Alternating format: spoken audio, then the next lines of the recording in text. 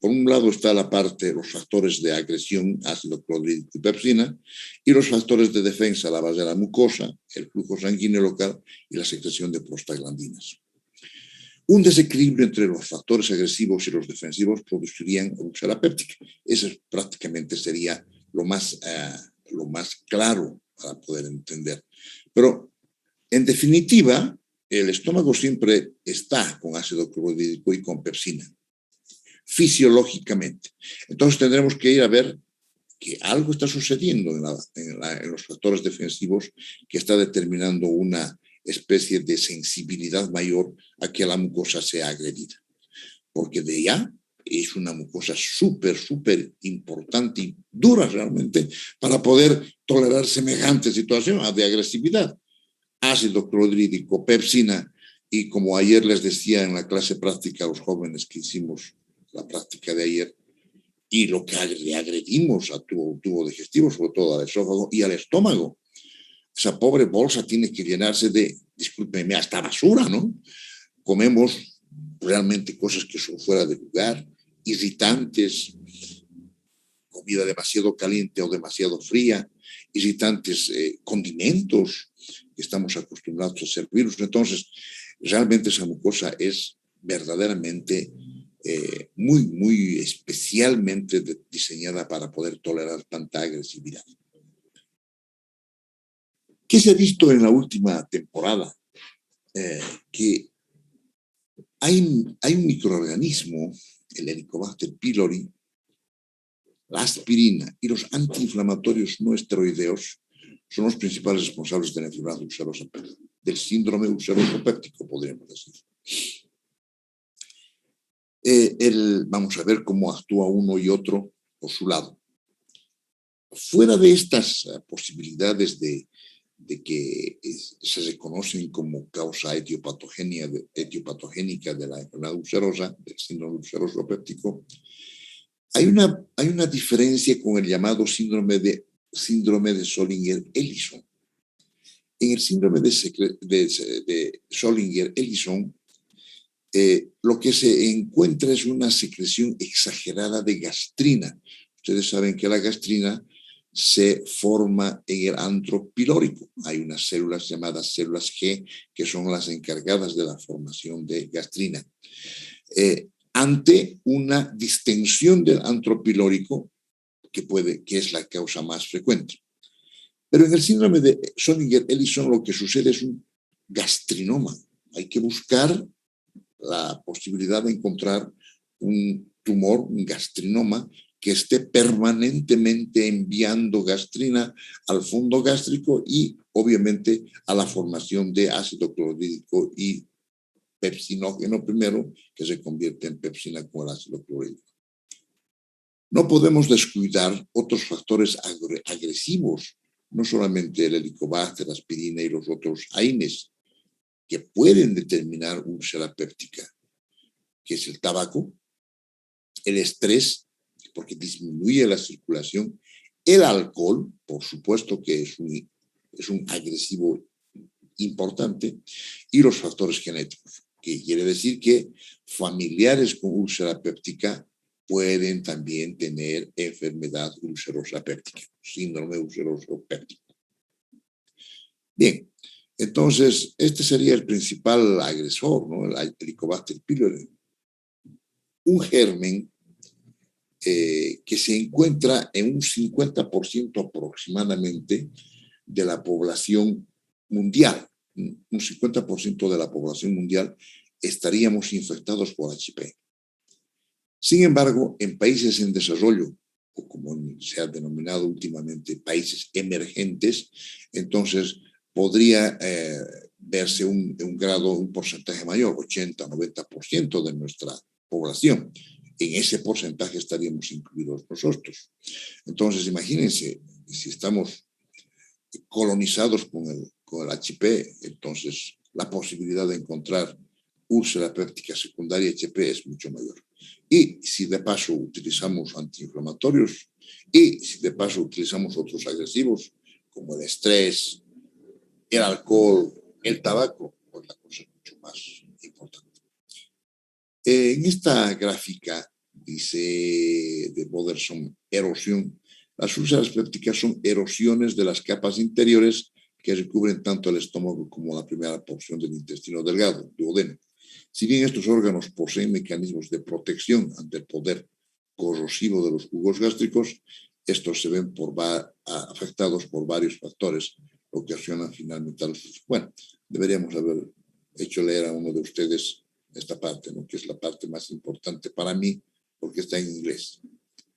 Bueno, entonces, si este individuo está estresado y si de paso, porque tiene que hacer sus cálculos económicos, por así decirles, y toma AINES, corticoides también son gastroagresivos, anticoagulantes, etcétera, entonces la situación es mucho más grave. Y aquí está la presencia del Helicobacter. El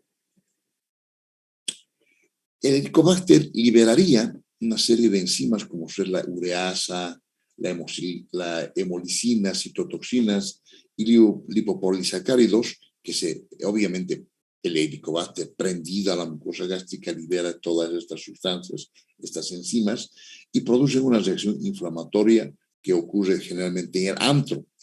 Y en el antro, produciendo esto, entonces pueden liberar o estimular la liberación de gastrina. Esta sería la causa más frecuente, ¿no? A través de esta sistemática de las enzimas. A través, además de la liberación no solamente de gastrina, sino que la gastrina estimularía la liberación de histamina. La histamina, a su vez, actuaría sobre las células,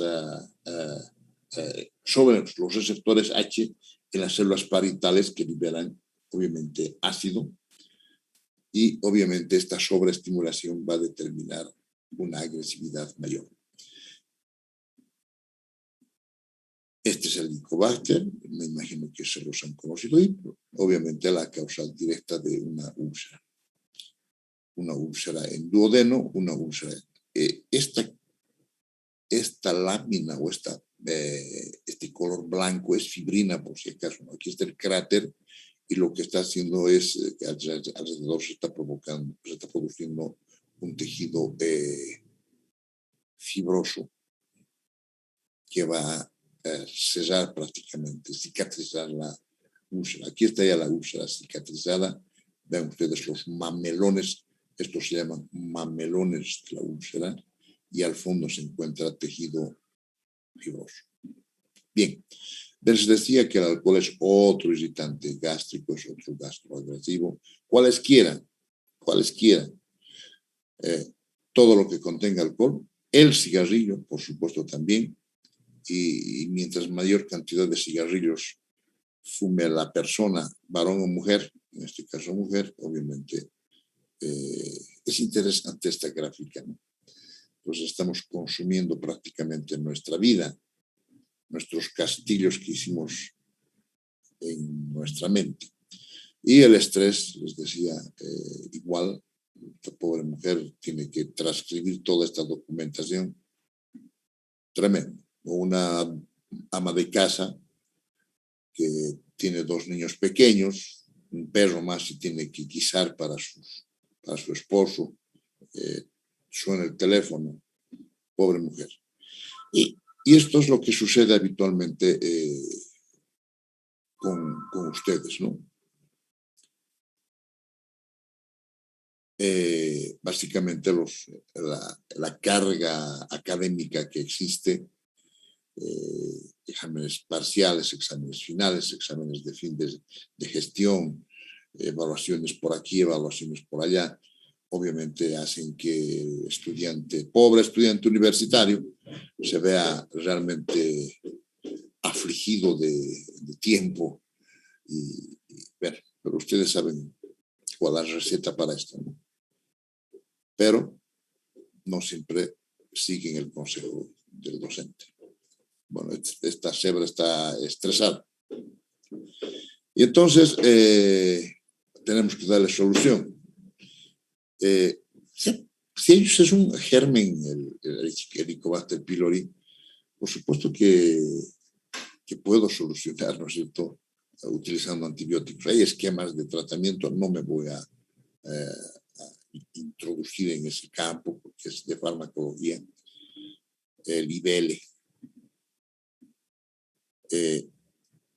Esta es una tableta, la tableta, digamos, la foto más antigua de la tableta de aspirina de 500 miligramos de laboratorio Bayer. Esta era una tableta realmente milagrosa. En su época, la aspirina se ha utilizado, la ASA, que se denomina ácido acetilsalicílico de 500 miligramos, se ha utilizado en su época realmente en forma increíble. O sea, un poco para todo y para nada, pero aspirina de Bayer era la fórmula magistral para la artritis reumatoide, para los cuadros inflamatorios de cualquier naturaleza, para los cuadros febriles igualmente, porque es antitérmico, antiinflamatorio, importante en su utilización. Yo creo que nadie ha utilizado, si les preguntan a sus familiares mayores si han utilizado aspirina de Bayer, van a decir que sí. Y esa era la fórmula, aspirina de Bayer. Entonces, este producto llenó las farmacias, seguramente han hecho realmente unos negocios impresionantes. Pero ¿cuál es la acción de la aspirina y todos los AINES en general? ¿De qué manera afecta y puede producir úlcera? Primero, tenemos que saber qué son los fármacos más utilizados en la última temporada. Los AINES han sido utilizados en forma impresionante en todos los casos, hoy con mayor razón, ¿no es cierto? Ibuprofeno y la cantidad de otros AINES de última generación son impresionantes. Como son ácidos débiles los AINES, entonces tienen la capacidad de difundir libremente a través de la barrera de la mucosa gástrica dentro de las células epiteliales, donde los hidrogeniones son liberados y pueden producir daño celular directo. Esto se ha visto con un estudio interesante. Imagínense lo que se ha hecho. ¿Cómo es posible que pueda provocar un daño directo la aspirina? Se le hacía tomar al paciente una tableta de aspirina de 500 miligramos, aspirina de Bayer, e inmediatamente después de unos minutos se hacía una endoscopía, una fibroendoscopía digestiva alta. Se retiraba la aspirina, la tableta que todavía estaba depositado en el estómago, se retiraba la tableta, el resto de tableta, por así decirles, que obviamente ya estaba fraccionada, y en esa porción que se veía, donde se había depositado la tableta de aspirina, estaba en algunos casos francamente ya una congestión en esa región, y en oportunidades incluso una erosión. Entonces, de esa manera se vio que la acción era directa sobre las células de la mucosa gástrica, la acción agresiva de la aspirina y a través de la aspirina de todos los otros productos. Pero por otro lado, puede provocar efectos sistémicos, no solamente efecto local. Les estoy explicando por esa experiencia que hicieron con la endoscopía, sino a nivel sistémico. ¿A través de qué? Tienen una actividad. La aspirina y los AINES en general tienen una actividad inhibitoria de las prostaglandinas, específicamente a través de la ciclooxigenasa de la prostaglandina PGE2, prostaglandina E2. Y al inhibir esta prostaglandina, ustedes comprenderán que es la que produce el moco que va a embarnizar prácticamente la mucosa gástrica. En consecuencia, queda desprotegida la mucosa. Y si le agregamos eso, los otros factores de agresividad, alcohol, estrés, etcétera, el Helicobacter, la cosa es prácticamente un ciclo. Entonces, seguramente van a ver, ¿cuál es la actividad de la aspirina y los AINES para la producción de gastritis primero y después úlcera? Inhibición de la síntesis de prostaglandinas, PGE2 específicamente, y a través de ella disminución de la formación de moco, que es de moco ácido, de moco, mejor dicho, de moco, que es el que cubre como mecanismo defensivo la mucosa estomacal. Bien, Esta era la cajita de aspirina de Bayer. 20 comprimidos para adultos. Realmente impresionante la tableta, pero desgraciadamente tiene una gastroagresividad o gastroalesividad impresionante también. Y los otros años. Volviendo a lo que decíamos, ya habíamos adelantado que el 50% de la población mundial está infectado por Helicobacter pylori, y este porcentaje sube, se incrementa un 80-90% en los países subdesarrollados o países emergentes que nos han indicado. Los AINES son los fármacos más utilizados. ¿Quién no utiliza AINES? Bien, manifestaciones clínicas. La manifestación clínica más frecuente es el dolor en el epigastrio. Es un dolor de tipo urente, el paciente se queja de acidez. Tengo un ardor en la boca del estómago. Esa es la manifestación clínica más llamativa. Una sensación de que le está quemando. Hay un libro, a ver si logran tener acceso cuando estén llevando gastroenterología, que es un libro excepcional. Se llama Gastroenterología de Spiro, S-P-I-R-O, Spiro. Y Spiro dice una cosa que voy a acordarme de algunos aspectos, de algunas frases que utiliza Spiro en su libro. Y dice que el paciente se quejaría, imagínense, ¿no? Se quejaría de un dolor que da una sensación de que un ratón le está mordiendo el estómago. No sé quién se habrá introducido un ratón a la boca del estómago, ¿no? Pero da a pensar de que es un dolor realmente corrosivo. Es ese dolor quemante, corrosivo del estómago, en la boca del estómago. Esa es la sensación. Y es típico, básicamente, de que se dé, por otro lado, con la alimentación, con la ingestión de alimentos de comida blanca o antiácidos. Entonces, esta es la sensación de este síntoma importante. Por supuesto, otras manifestaciones pueden ser náuseas, vómitos. Si hay hematemesis, ya nos estaría hablando de una complicación. Melena, anorexia y pérdida de peso. Pero el síntoma capital importante es el dolor en el epigastrio, dolor urente, carminativo, quemante. Esa es la sensación que manifiesta el paciente. Como ya hemos indicado, la anamnesis para el diagnóstico es fundamental. Es fundamental. El tipo de dolor, cuando ha aparecido la evolución del dolor, la ubicación y radiación del dolor, tipo del dolor, evolución del dolor, todos esos criterios que hemos estudiado en semiología del dolor en general y de la semiología particular del aparato digestivo, sirven y valen, por supuesto, corren y valen. Si hay antecedentes de enfermedad familiar, es importante este aspecto. Hay grupos familiares completos que se quejan de que han sido ulcerosos de hace mucho tiempo. Pero aquí vale algo que es importante. El simple hecho de que el paciente nos diga, mi papá tuvo úlcera, no es suficiente. En las prácticas tenemos que redundar en este caso. ¿Y cómo así se le encontró úlcera? Un poco para darnos a conocer si las manifestaciones clínicas que les estamos enseñando en semiología sirven.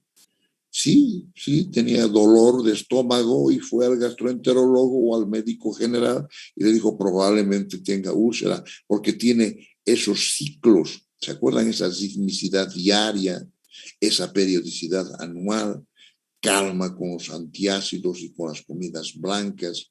Hay periodos del año donde se exacerba la molestia. ¿Y qué le dijeron?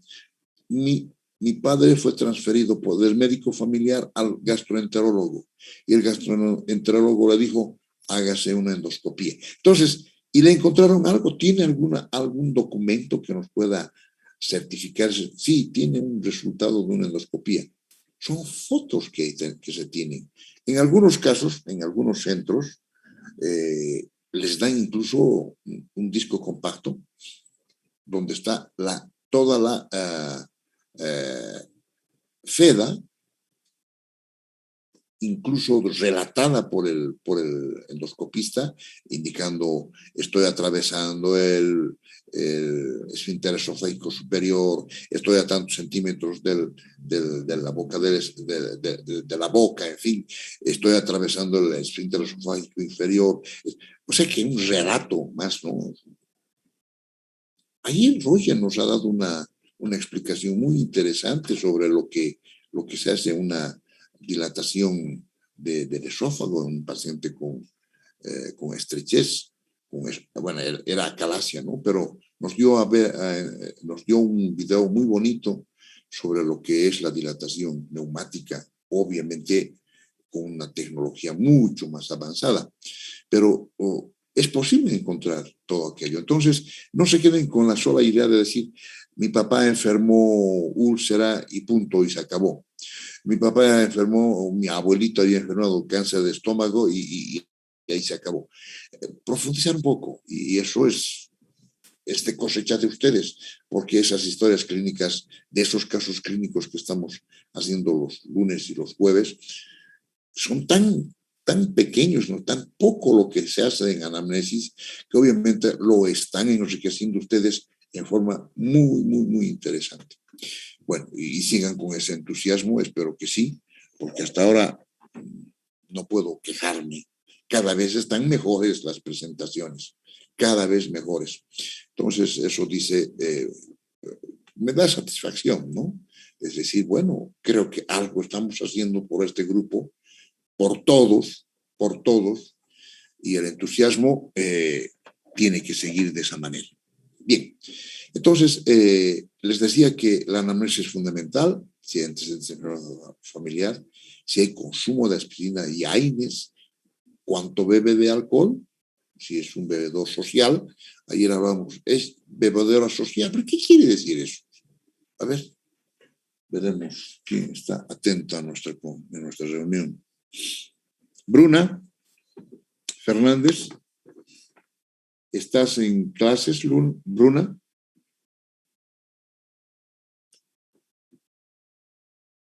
Bruna. Presente, doutor. Sí. A ver, Bruna, ¿puedes decirnos, sacarnos de este incordio, qué quiere decir alcoholismo social? ¿O un paciente es bebedor social?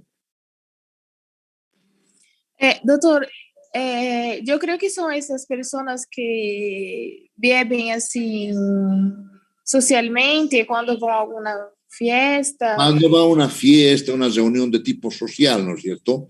Porque es el que te digo, un bautizo, un matrimonio, una promoción de... Eso es lo que tiene que tomar en cuenta. Es un bebedor de alcohol, de tipo social, que quiere... Y hay algunos que les gusta, ¿no? Bueno, no estoy diciendo que beban todas las reuniones sociales tampoco. Gracias, Bruna, muy gentil. Bueno, también hay otros irritantes gástricos, ¿no? El mate, el café, tabaquismo, decíamos. Entonces hay que preguntar todos estos datos. El examen físico, definitivamente, la semiotecnia es negativa. No voy a encontrar nada. Salvo que quizá, como les decía en la clase del jueves, el paciente diga, aquí me duele así, señalándose la boca del estómago con la punta del dedo. Y como les decía, mis docentes de esa época decían, si el paciente apunta, es úlcera. Si el paciente como pone toda la palma de la mano, es gastritis. Eso no es nada seguro. Y bueno, tengo que, ante la impresión diagnóstica de una enfermedad ulcerosa, síndrome ulceroso péptico, tendré que recurrir a los exámenes complementarios más adecuados. Les vuelvo a decir, la endoscopía alta. Este es el estudio de oro, o sea, estándar de oro, como dicen las perlas, ¿no? El estándar de oro es la endoscopía. Y el estudio radiológico de contraste. FEDA, tránsito esófago gastroduodenal de doble contraste. Les decía que no es utilizar doble porción, doble cantidad de sulfato de bario, no. La radiología es importante y con estudios seriados de doble contraste llega a un 90%. Sin embargo, la endoscopía es lo mejor. Aquí estamos viendo un estómago y esta sería la úlcera, ¿no? Esta sería la úlcera, como en sacabocados, en la curvatura menor. Úlcera perforante de la pequeña curvatura, con nivel líquido, se llama nicho de Haudick, pero bueno, eso lo llevarán en gastroenterología. Entonces hay una serie de elementos. Aquí está otra úlcera, como si estuviese apuntando un dedo, ¿no? Como si estuviese apuntando, igual las dos en la curvatura menor, con doble contraste. Bien. Para el diagnóstico del Helicobacter, obviamente es encontrar al germen. Les vuelvo a decir, el estándar de gold estándar es la endoscopía digestiva alta, seguida de biopsia para ver de comprobar que existe Helicobacter pylori. Sin embargo, en la última temporada ha aparecido un estudio interesante, ojo, para encontrar al germen, no para certificar de que hay úlcera. Quiero encontrar el germen y hay un estudio que se está haciendo y en el Centro de Medicina Nuclear se hace el test de la urea expirada. O sea, lo que se hace es expirar en un recipiente especial donde seguramente tienen una serie de reactivos. Es muy sensible este estudio y específico para el diagnóstico de infección activa. Es interesante, pero también puede detectarse el HP con pruebas serológicas como ELISA. Entonces se pide un examen de sangre, ELISA para Helicobacter pylori. Últimamente se está haciendo estudios incluso en estudios de heces fecales, ver de certificar si existe HP en heces fecales para ver si el tratamiento que hemos iniciado para erradicar, para acabar con este germen ha sido adecuado. Bien, entonces es posible, esto ya es farmacología y tratamiento. Esta es una gráfica interesante, por favor, tómenla en cuenta. Las úlceras, la úlcera péptica aparece principalmente en el duodeno. Miren, 90% aparece en el duodeno y en la curvatura menor del estómago, 64%. Entonces, ¿han visto ustedes las gráficas esas del tránsito gastroesofágico? Y las úlceras estaban en la curvatura menor, señalando como dedo, ¿no es cierto? ¿Han visto? Entonces, tomemos en cuenta este aspecto. Buscar siempre las úlceras en la curvatura menor y en el duodeno. 90% en el duodeno y 64% de las úlceras se presentan. De las úlceras gástricas están en la curvatura menor. 10% en la curvatura mayor, 10% entre la curvatura mayor y el fondo, y el antro, mejor dicho. El antro, 25%. Si sumamos, pues es bastante importante, sobre todo la úlcera duodenal. Es mayor la cantidad de úlcera en el duodeno que en el estómago en cuestión, pero predominantemente en la curvatura menor y en el duodeno. Entonces hay que buscar eso, no en la curvatura mayor, que es raro de ver, 1%, miren ustedes en esta porción, y en el fondo gástrico 10%. Bien, úlceras gástricas. Ahora, a este respecto hay un dicho interesante de Spiro, y esto sí es mucho más interesante que ver si ha sido una rata o un ratón que te está erosionando o mordiendo el estómago por dentro. Spiro dice, tomando Spiro, abro comillas, dice, toda úlcera gástrica es maligna, mientras no se demuestre lo contrario. ¿Cómo demuestro lo contrario, Nelly Fátima Bravo? Ante este aforismo, toda úlcera gástrica es úlcera gástrica, estoy diciendo, gástrico, o sea, de estómago, es maligna hasta no demostrar lo contrario. Cierro comillas. ¿Cómo demuestro que no es maligna, no es cáncer, Nelly? ¿Se tendría que hacer una biopsia, doctor? Es suficiente. Entonces, toda úlcera gástrica tiene que ser biopsiada. Esa es la conclusión que has dicho bien, Nelly. Toda úlcera gástrica tiene que ser biopsiada. De lo contrario, no vale. Sería vano hacer una endoscopía digestiva alta, un FEDA, y no tomar ante una presunción de úlcera gástrica y no tomar biopsia. Y aquí viene el gran desafío del endoscopista, del gastroenterólogo capaz, ¿no? Tiene que saber de dónde tomar las muestras. Y aquí es un gran problema. ¿Por qué? Porque sucede que no siempre se toma las muestras las más adecuadas. Obviamente uno que, si a mí me dicen hacer endoscopía, habré hecho una endoscopía y seguramente con varios errores. Pero no soy apto, ¿no es cierto? Entonces tomo de la parte más probablemente del lecho ulceroso y no es lo correcto. Hay que tomar los mamelones, de la base de los mamelones. Dice que hay que tomar por lo menos mínimamente 4 muestras y mejor tomar más. Entonces, entrar con el fibroscopio, primera muestra, sacas una muestra, sacas 2, 3 y hasta 6 muestras o más, dependiendo de la capacidad que tengas de discernir, porque no es en el lecho ulceroso donde están las células malignas, sino alrededor, en los mamelones. Estos son los mamelones, les he mostrado hace rato. O sea alrededor del cráter ese, ¿no? De la base del cráter. Entonces, toda úlcera gástrica es maligna hasta no demostrar lo contrario, según Spiro.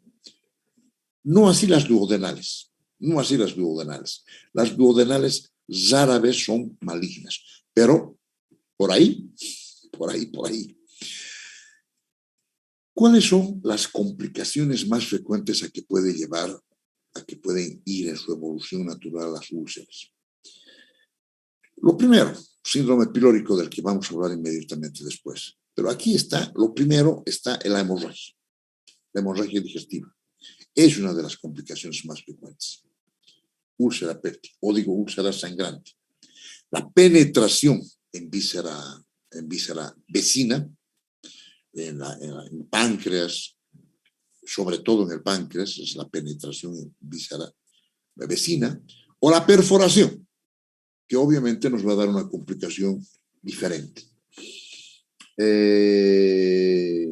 Sara, ¿qué complicación, la perforación, qué manifestación podría dar a nivel del estómago? Perdón, a nivel de la cavidad abdominal. ¿Un hemoperitoneo, doctor? A ver, utiliza el término más adecuado. Estás diciendo hemo. Hemo es sangre. Cuando hay... Si hay aire en la cavidad abdominal, ¿qué será? ¿Qué se denominará?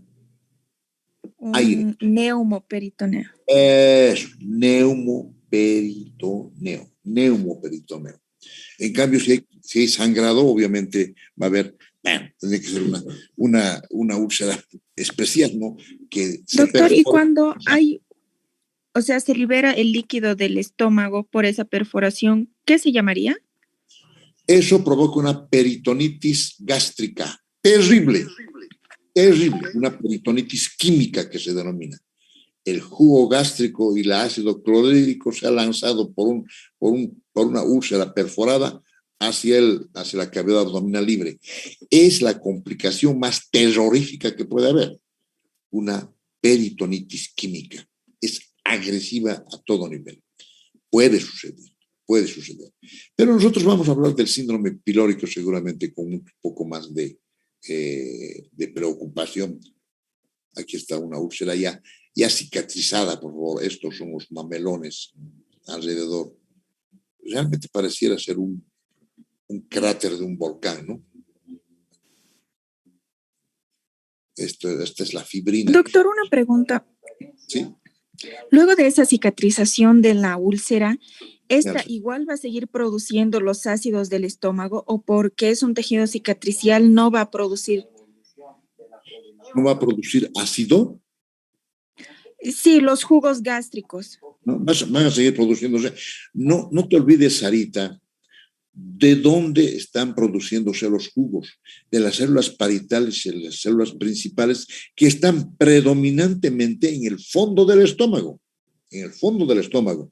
Y si has leído bien esa gráfica, has interpretado bien esa gráfica en verde, apenas el 10% de las úlceras están. Además, las úlceras no son pues digamos de 10, 20 centímetros, ¿no? Las úlceras son de 1, 2 centímetros nada más. Entonces no afectan la producción de, porque la vecindad de las úlceras, en la vecindad de las úlceras van a haber células principales y células parietales que van a seguir produciendo ácido clorhídrico y pepsinas respectivamente. No hay problema. No determina la atrofia, por así decirte, que seguramente estás pensando, que al final va a llegar a una hipoclorhidria y aclorhidria. No. Las gastritis crónicas pueden provocar ese fenómeno. Las gastritis crónicas pueden provocar una disminución en la producción disminución primero en las células principales y parietales y disminución de los jugos de ácido clorhídrico y pepsina. Puede, pero las úlceras no. Las úlceras no.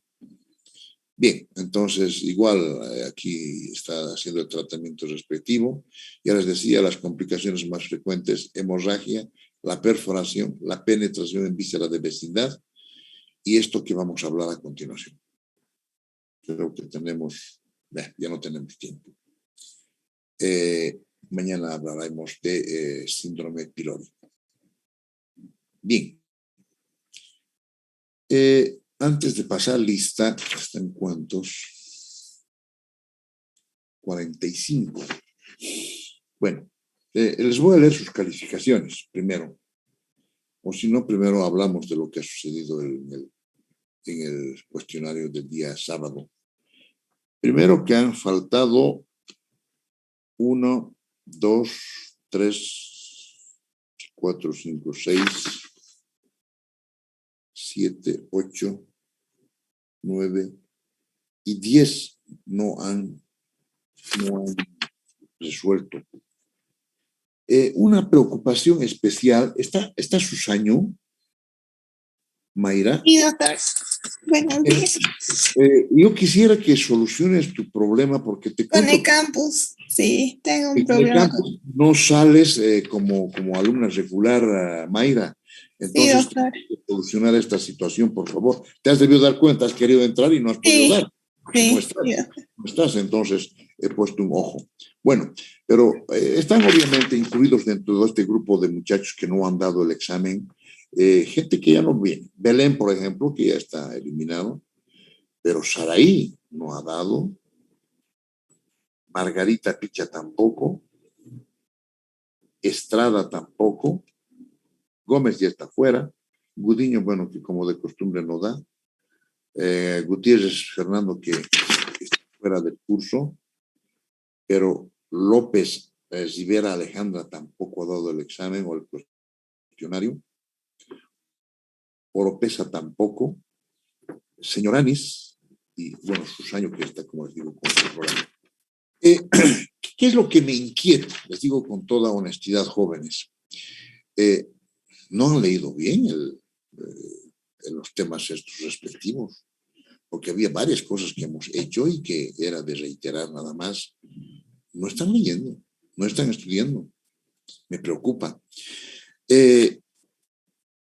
Hay preocupaciones particulares, por ejemplo, cuando les he pasado arrastre de texto y deje caer sobre la gráfica, eran los focos de auscultación cardíaca. Todavía hay gente que dice que este es el foco mitral, aquí, en el segundo espacio intercostal, línea parasternal derecho, foco mitral, o finalmente ni siquiera responder. Otra de las cosas que he notado, y en esto yo he elaborado de esa manera el examen, han esperado hasta los últimos 20 o 30 minutos del día sábado, antes de que se cierre a las 6 de la tarde. ¿Por qué? Porque no sé si estaban esperando o conversar con sus compañeros o no sé qué cosa, ¿no? Y pensaron que el examen iba a salir en una sola página.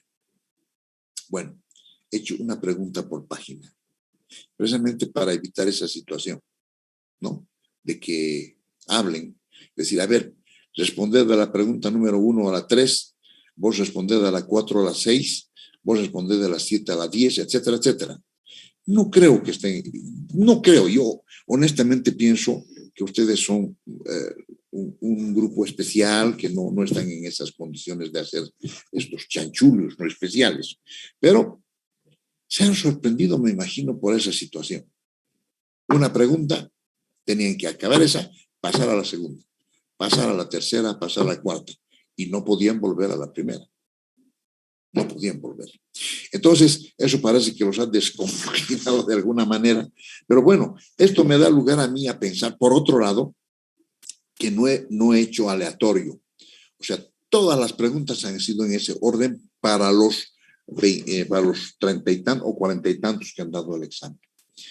Entonces, parece que se han desconcertado con este hecho. Esto me puede indicar que yo puedo hacer un sistema de preguntas que no lo podía hacer antes.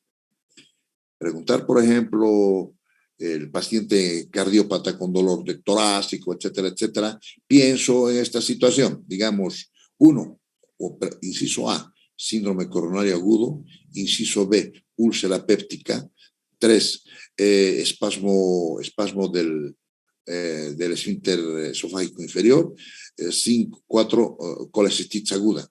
Y el paciente era para síndrome coronario, por así decirlo. Entonces la opción era síndrome coronario agudo. Bueno, y la siguiente pregunta que ya podría hacer en este caso, en esta motivación de cuestionario que le estoy indicando, ¿qué exámenes complementarios sugeriría usted? Entonces pongo A, por así decirles, tomografía axial computarizada, B, electrocardiograma de urgencia, que sería una opción, C, troponinas, y D, por así, endoscopía digestiva alta. ¿Cuáles son las respuestas? La segunda y la tercera, ¿no es cierto? Electrocardiograma de urgencia y troponinas. Entonces, puedo hacer ese manejo de cuestionario a través de esto que he encontrado. Bien, entonces, pero ha habido confusión en varias cosas, ¿no? En varios aspectos. Las notas son las siguientes. Les digo, notas o calificaciones o sus evaluaciones como ustedes quieran tomarlo en cuenta. Parece que ya se están yendo. Sí, puedes retirarte, Mijail. Sara igual. Matías igual. Me van a hacer recuerdo quiénes están, por favor, cuando estén retirándose, para que les pongan lista.